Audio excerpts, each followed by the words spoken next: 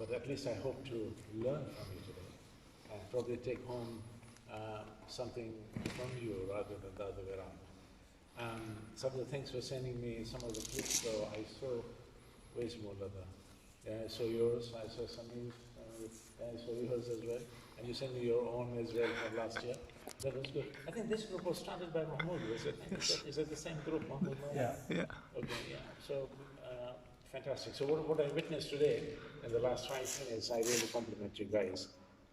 Doesn't it give you a good feel factor? I mean, really, it's great. At least you can go home for lunch and then just eat that extra thing that you always wanted to eat, and you can justify to your wife that I've got so many calories or whatever. It's really wonderful.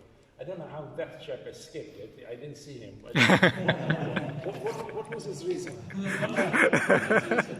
What was his reason? So probably give us some good reason. Okay. But I hope he was making lunch.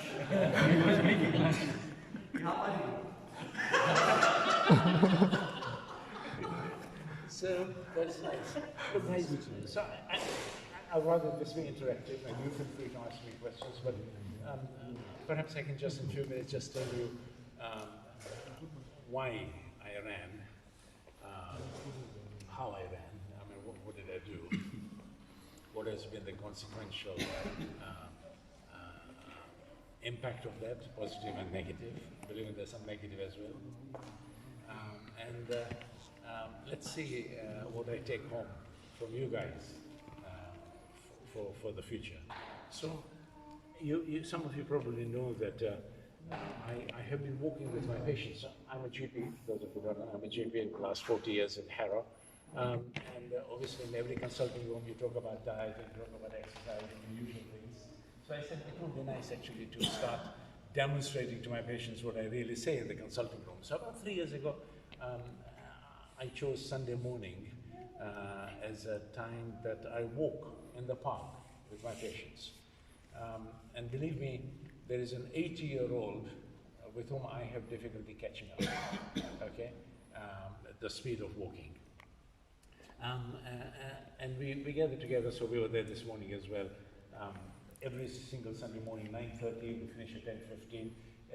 Every person in the professional team, all of them know the leaflet to give to the patients to encourage them. We've got about 100 patients who have registered, but on average we get about 30, 40 patients coming in every Sunday morning, and I let them walk at their own pace. Some will just do 1 round, 2 rounds, 6 rounds, whatever, and at 10:15 we gather together in the middle of the park, and I give a 5 minutes chat, or sometimes we have a yoga instructor, she talks, or this morning we had Abdul Majid Salmasi, who's a consultant cardiologist at Northwick Park in Central Middlesex Group. He gives a few points.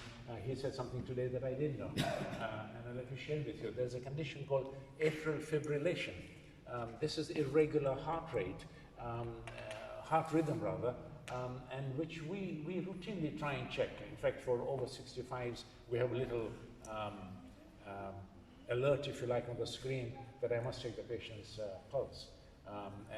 If it's irregular, then I send them for ECG, and if it shows what's called atrial fibrillation, it's important that that person goes on an anticoagulation treatment, a blood thinning agent, to prevent a stroke. So it's a preventative measure.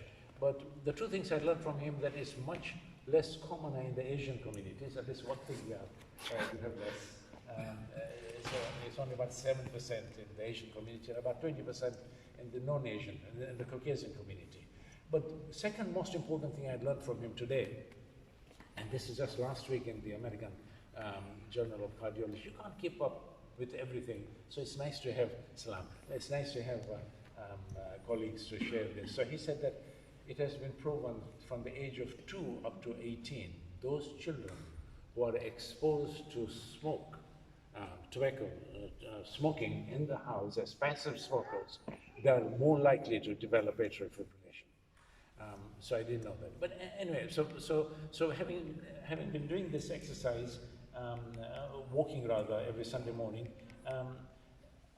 I generally do try and remain fit. I mean, those who come from Mombasa would understand that we had a wonderful place called Jeffrey Sports Club that every evening I remember at 4 o'clock, immediately after coming back home from Ali Din Islam High School, we just run. We had the Vexus team and the Customs team at that time. It was really competitive. Marul Shogat AP was our captain, and Sultan. This is long before you guys were born as well. So we had a very competitive environment there, playing football and other sports as well. So I used to play football. I still managed to continue playing football here as well until about a few years ago, just because of lack of time. But this gives me, I never joined the gym, by the way, just because I just don't have the time to go and come back. But I don't think you need to join the gym. I don't need to convince you guys. There are much cheaper ways than having to join the gym, exactly what you're doing today.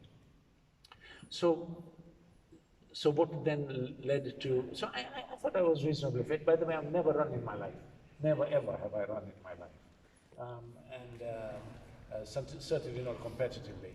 So was it Abbas Akbar, I think some of you might know him. He used to work for the World Federation, originally from Birmingham, and now he's advising Salam Center project about fundraising and marketing. He said, why don't you go for this half marathon? So by mistake, I said yes.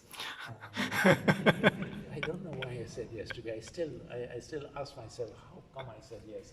Anyway, having said yes, I had to try and make sure that we mobilize enough people. At the end, we managed to get about 15 people who ran, and the intention was obviously to raise the money for the Salam Center. What has been the positive? Of course, it was quite fruitful in that way, that we managed to get nearly 100,000 pounds between 15 of us. So that was an achievement, I think. I think if you think about all those fundraising events, whatever, Lady Fatima Trust or Noor or whatever, it's all hard work to organize those events. And then, end of the day, they're about 100, 150, 200 maximum £1,000. But this was relatively easier, I thought, to gather £100,000. So I think that was very positive, and it depended on good teamwork amongst us as well. Those who participated, and they were from various parts. There were some professionals, team part of Salam Center. There were people from Stanmore, from Merali. They were young and old. There were Iraqis, the Khoja, etc. So it was a good combination of group. But really, I wish I had been able to mobilize more, and I wish we had done, because it was a good exposure to the Cairo community at large. All of us were wearing the Salam Center T-shirt, and I think if I can quadruple that next year, and lots of us, then I think it will have an impact. People will start asking about the Salam Center. People will start asking about who these people are, and they'll start asking us about our values and our beliefs, etc. So I think it's a good exposure. Inshallah, so next year we do it together with all of you. What is the negative effect? My knees still hurt. I'm really surprised myself.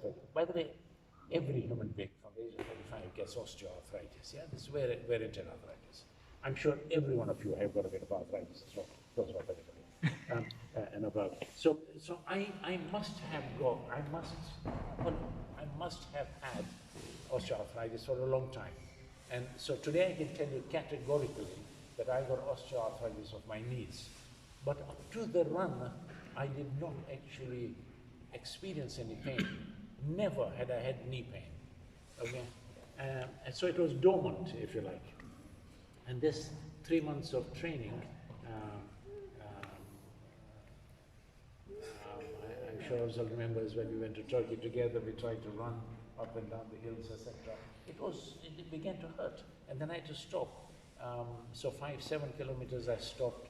I had to give a whole week for my knees to get back to normal, but they did get back to normal.